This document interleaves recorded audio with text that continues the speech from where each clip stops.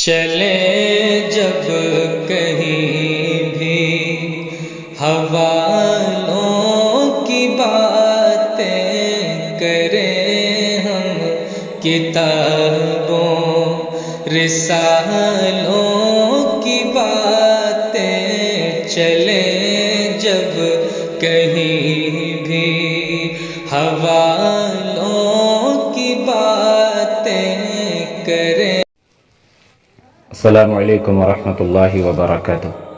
ناظرین محترم، گزشتہ قسط میں ایک رومی جاسوس کا تذکرہ تھا جس کے 2 ساتھیوں کو شارینہ نے قتل کر دیا۔ تو اب اس سے اگلی قسط نمبر 24 آپ حضرات کی نظر ہے۔ بسم اللہ الرحمن الرحیم۔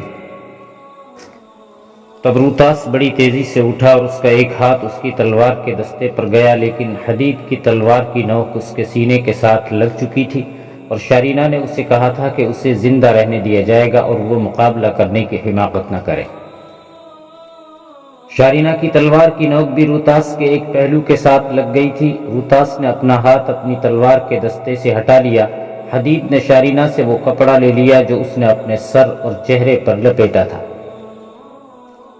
اس کپڑے سے حدید نے روتاس کے ہاتھ اس کی پیٹھ پیچھے باندھ دیے، اور پھر حدید اور شارینہ نے اسے اٹھا کر حدید کے گھوڑے پر بٹھا دیا۔ حدید اس کے پیچھے بیٹھا اور شارینہ اپنے گھوڑے پر سوار ہوئی، اور دونوں وہیں سے واپس چل پڑے۔ یہ کوئی عجیب اتفاق نہ تھا کہ شارینہ کے ساتھ بالکل ایسا ہی ایک واقعہ پہلے پیش آ چکا تھا کہ اس کی فوج کے ایک افسر نے اسے راستے میں دیکھ لیا تھا، اور اس افسر نے حدید کو اس وقت اپنے 2 سپاہیوں سے قتل کروانے کی کوشش کی تھی جب حدید اور شارینہ ایک چشمے کے کنارے سوئے ہوئے تھے۔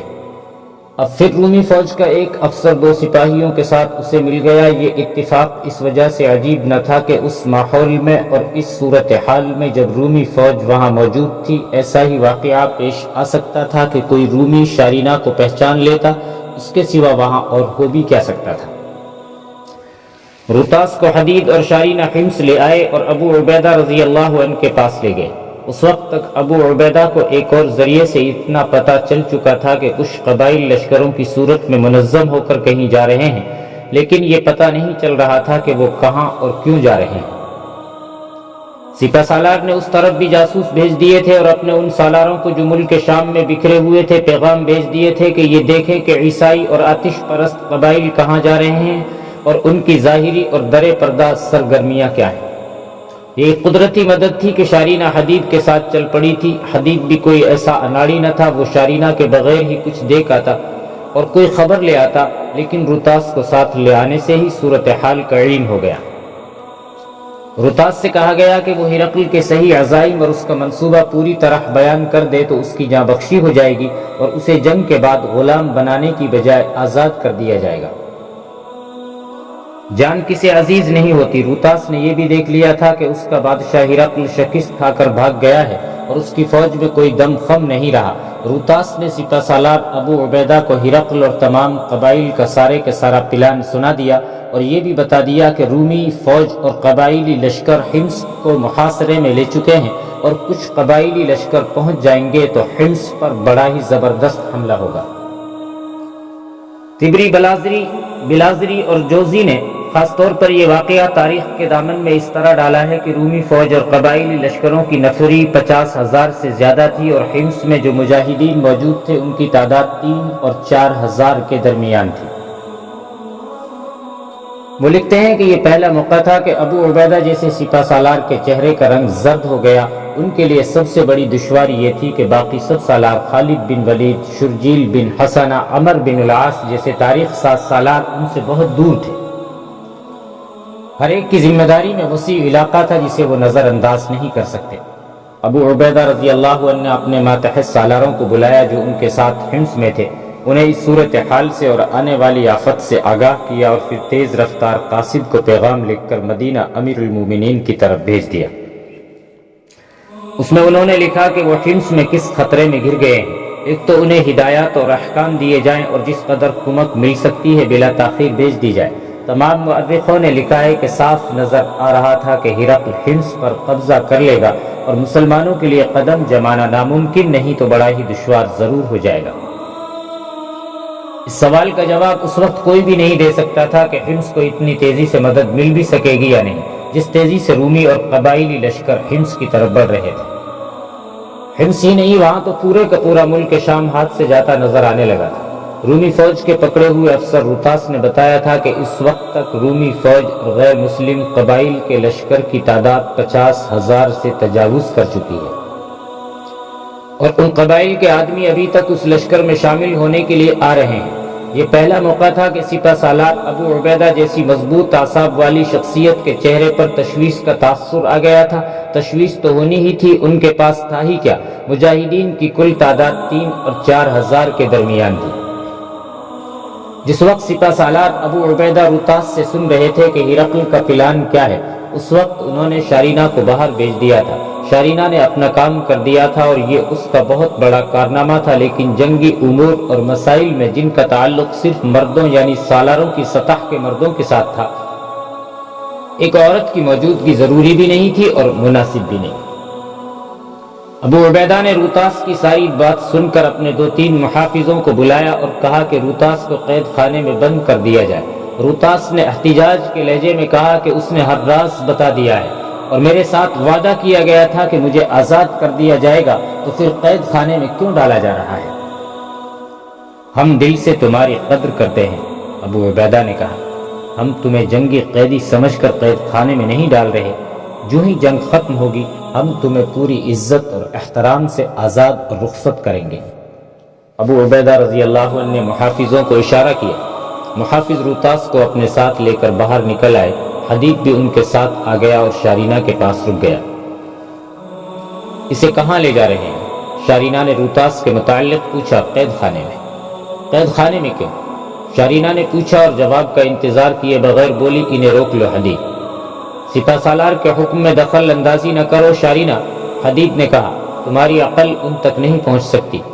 میں سپہ سالار سے ملنا چاہتی ہوں، شارینہ نے کہا۔ تم بھی ساتھ آؤ۔ مجھ میں سپہ سالار جیسی عقل تو نہیں ہوگی، لیکن میری عقل میں ایک بات آ گئی ہے۔ حدید کی کوئی اور بات سنے بغیر شارینہ اندر چلی گئی۔ حدید بھی اس کے پیچھے چلا گیا کہ نہ جانے کیسی باتیں کہہ گزرے جو سپہ سالار کو اچھی نہ لگے۔ سالار محترم، شارینہ نے اندر جاتے ہی کہا، میں آپ کے فیصلوں اور احکام میں دخل اندازی نہیں کر رہی، صرف یہ پوچھنے کی معافی چاہتی ہوں کہ اس رومی افسر کو آپ قید خانے میں کیوں قید کر رہے ہیں؟ اسے تو آپ نے آزادی کا وعدہ دیا تھا۔ میری عزیز بچی، سپہ سالار ابو عبیدہ نے ہلکی سی مسکراہٹ سے کہا، اگر یہ کارنامہ تمہارا نہ ہوتا تو میں تمہیں اس سوال کا جواب نہ دیتا۔ میں تمہارے جذبے کی دلی طور پر تعریف کرتا ہوں، لیکن تم ابھی کم عمر ہو، اس لیے نہیں سمجھ سکتی کہ جذبے کی لگام عقل کے ہاتھ میں نہ ہو تو جذبہ نقصان بھی دے جایا کرتا ہے۔ تمہیں یہ حق حاصل ہے کہ مجھ سے پوچھو کہ میں اسے قید خانے میں کیوں بند کر رہا ہوں۔ اگر اسے ابھی آزاد کر دیا تو یہ سیدھا ہرقل کے پاس پہنچے گا اور اسے بتائے گا کہ وہ مسلمانوں کے ہاتھ چڑھ گیا تھا اور اس نے یہ راز اگل دیا ہے۔ اس کی اس اطلاع پر ہرقل فوراً اپنا حملہ اور محاصرے کا منصوبہ تبدیل کر دے گا۔ ہو سکتا ہے وہ حمص کو نظر انداز کر دے اور کسی اور شہر کو جا کر محاصرے میں لے لے جو ہمارے قبضے میں آ چکا ہے۔ یہ بھی ہو سکتا ہے کہ اس نے ہمیں غلط خبر دی ہو۔ یہ اطلاع مجھے پہلے ہی ملی ہے کہ حمص سے دور پہاڑی علاقے میں ہرقل کی فوج اور قبائل کا لشکر اس طرح اکٹھا ہو گیا ہے کہ حمص محاصرے میں ہے۔ بے شک فاصلہ زیادہ ہے، لیکن اس فوج اور لشکر نے اسی حالت میں پیش قدمی کی تو حمص بالکل ہی محاصرے میں آ جائے گا اور ہمیں قلعہ بند ہو کر لڑنا پڑے گا، اور ہمارا سب سے بڑا نقصان یہ ہوگا کہ کمک ہم تک نہیں پہنچ سکے گی۔ میں اپنے وعدے پر قائم ہوں۔ یہ محاصرہ توڑ دینے اور رومی فوج کو پسپا کرنے کے فوراً بعد روتاس کو آزاد کر دیا جائے گا۔ میں آپ کو خراج تحسین پیش کرتی ہوں سالار محترم، شارینہ نے کہا۔ آپ کے سامنے میری حیثیت کچھ بھی نہیں، پھر بھی آپ نے میری بات تحمل سے سنی ہے اور جواب دیا ہے۔ رومیوں کے ہاں کوئی چھوٹا آدمی اپنے سالار کے سامنے اونچا سانس بھی نہیں لے سکتا۔ میں ہرقل سے ایسی بات کرنے کی جرأت ہی نہ کرتی، حالانکہ وہ میرا باپ ہے۔ باپ سے پہلے وہ اپنے آپ کو بادشاہ اور پھر افواج کا سالار سمجھتا ہے۔ شارینہ بیٹی، ابو عبیدہ نے کہا، میں اس وقت مصروف بھی ہوں اور کچھ پریشان بھی۔ اگر تمہیں کوئی خاص بات کہنی ہے تو وہ کہو۔ اپنی تعریفیں سننے کا ہمارے ہاں رواج بھی نہیں اور میرے پاس وقت بھی نہیں۔ تم مجھے خراج تحسین پیش نہ کرو، خراج تحسین کے حقدار تم خود ہو جس نے بہت بڑا کارنامہ کیا ہے۔ میں خاص بات ہی کہنا چاہتی ہوں، شارینہ نے کہا، اس رومی افسر روتاس کو قید خانے میں رکھنے کی بجائے کسی بڑے اچھے کمرے میں رکھیں یا باہر پہرا کھڑا کروا دیں تاکہ اسے یہ احساس نہ ہو کہ یہ قیدی ہے، پھر مجھے اجازت دیں کہ میں اس سے ملتی رہوں، مجھے امید ہے کہ میں اس کے سینے سے کچھ اور کام کی باتیں نکلوا سکوں گی۔ سپہ سالار ابو عبیدہ نے حدیث کی طرف دیکھا، پھر ان 2-3 سالاروں کی طرف دیکھا جو وہاں موجود تھے۔ ابو عبیدہ کے ہونٹوں پر ہلکا سا تبسم تھا۔ خدا کی قسم اس لڑکی نے عقل و دانش کی بات کی ہے۔ سپہ سالار ابو عبیدہ نے کہا، اور کیا تم سب نے محسوس نہیں کیا کہ میں کتنا پریشان ہوں اور میرا ذہن کہاں الجھ گیا ہے؟ میرا دماغ حاضر ہوتا تو یہ بات میں خود سوچ لیتا۔ شارینہ روتاس کو قید خانے کی بجائے نہایت اچھے رہائشی کمرے میں رکھا جائے گا اور اسے یہ احساس دلایا جائے گا کہ وہ قیدی نہیں، ہمارا مہمان ہے۔ اور اس خوش اخلاقی کا میں اس پر ایسا تاثر پیدا کر دوں گی کہ یہ اسلام قبول کر لے گا۔ شارینہ نے کہا، لیکن میرا اولین مقصد یہ ہوگا کہ اس سے کچھ اور راز حاصل کر لوں۔ حدید میرے ساتھ ہوگا لیکن میں روتاس سے اکیلے ملا کروں گی۔ ابو عبیدہ رضی اللہ عنہ نے اسی وقت دربان کو بلا کر حکم دیا کہ اس رومی کو قید خانے میں نہ لے جایا جائے، اسے مہمان کے طور پر کہیں اور رکھا جائے گا۔ سپہ سالار نے اس کے مطابق حکم دے دیا کہ انتظام مکمل کیا جائے اور اس کے کمرے کے سامنے ہر وقت دن رات پہرا کھڑا رہے۔ ابو عبیدہ خالد بن ولید، سعد بن ابی وقاص، عمر بن العاص کے پائے کے سپہ سالار تھے۔ خالد بن ولید کی معزولی کے بعد امیر المؤمنین حضرت عمر نے لشکر کی کمان ابو عبیدہ کو ہی دی تھی۔ انہوں نے ٹھیک کہا تھا کہ جو مشورہ شارینہ نے دیا تھا یہ خود ہی ان کے ذہن میں آ جانا چاہیے تھا، لیکن نہ آیا۔ وجہ یہ تھی کہ انہیں حمص ہاتھ سے جاتا نظر آ رہا تھا۔ اس پریشانی نے ان کے ہوش و حواس کو بھی مجروح کر دیا تھا کہ کمک پہلے پہنچتی ہے یا ہرقل کا لشکر۔ یہ ان کے بس میں تھا ہی نہیں کہ کمک رومی لشکر سے پہلے پہنچ جائے۔ وہ کچھ اور سوچنے کے قابل رہے ہی نہیں تھے۔ انہوں نے ایک کی بجائے اکٹھے 2 قاصد امیر المؤمنین حضرت عمر رضی اللہ تعالی عنہ کی طرف دوڑا دیے تھے۔ انہوں نے قاصدوں کو بڑی سختی سے ہدایات دی تھی کہ وہ سوئیں گے تو گھوڑوں کی پیٹھ پر سوئیں گے اور کھائیں گے بھی تو چلتے گھوڑوں پر کھائیں گے۔ ایک ہدایت یہ بھی دی تھی کہ 2 قاصد اس لیے بھیج رہے ہیں کہ راستے میں ایک کو کچھ ہو جائے اور وہ اتنا بیمار ہو جائے کہ موت نظر آنے لگے تو دوسرا قاصد اس کے لیے رکے نہیں، اکیلا ہی چلا جائے۔ ابو عبیدہ کے الفاظ یہ تھے کہ اڑ کر مدینہ پہنچو۔ السلام علیکم ورحمۃ